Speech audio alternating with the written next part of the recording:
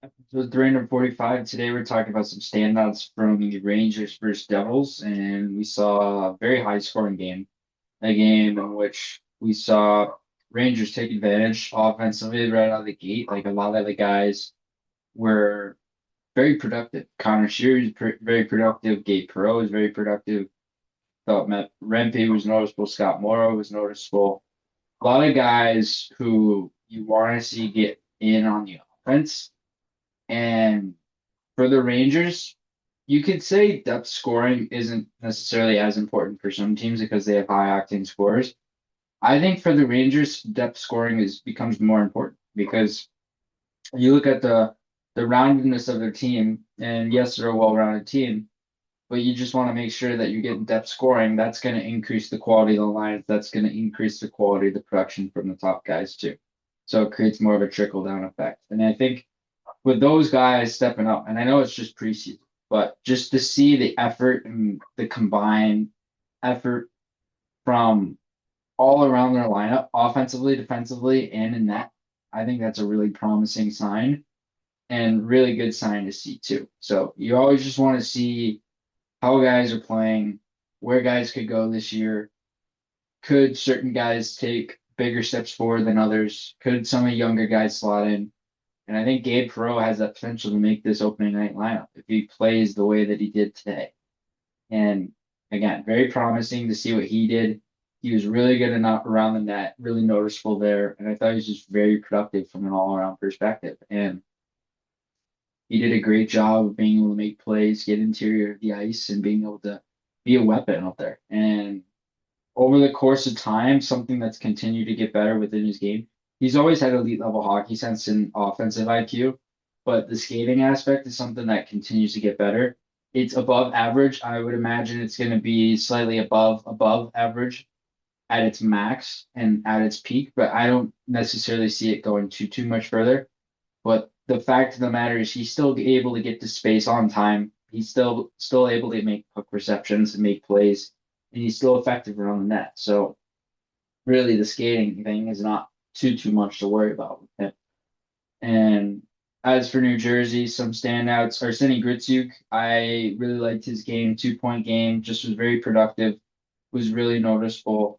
The 2 point game is a very promising sign for him. It's a big question mark in terms of what he could be. Part of me thinks that the effort that he brings and the tangible attributes that he brings, he could provide some offense right out of the gate. I'm just trying to figure out what is he going to be. And I think that's the big question. What is he going to be offensively? What is he going to be in terms of his role? What is he going to be in terms of being productive right out of the gate? Like, we don't know yet. That's the thing.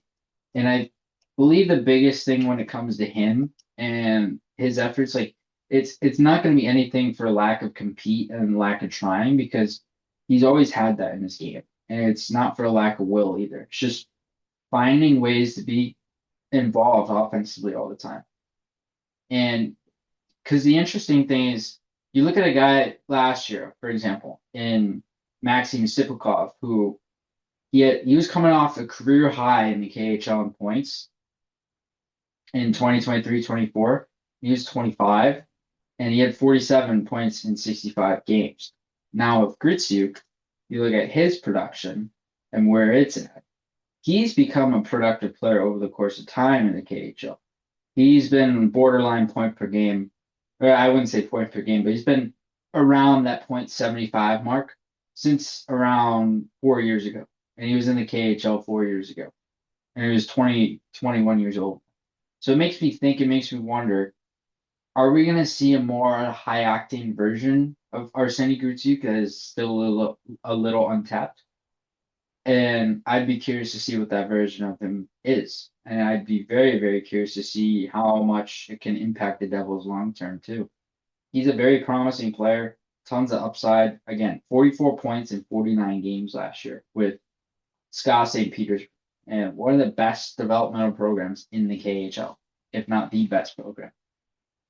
So I think when you look at it from that perspective, there's a lot of upside. just in terms of what he could bring, how involved he can be offensively, and how much of a weapon he could be in so many different aspects of the game. I think that's going to be really intriguing to watch when you're talking about his game. And Devils didn't do too bad in this preseason effort too. Give him credit; they hung in there. Outside of Gritsuk, I thought there were some guys that were noticeable. Paul Cotter, I would say, is the main one. They weren't playing too many guys in this game. They're mostly AHL guys playing. But of the guys noticeable, I thought Paul Cotter was noticeable. Dennis Chalowski was noticeable.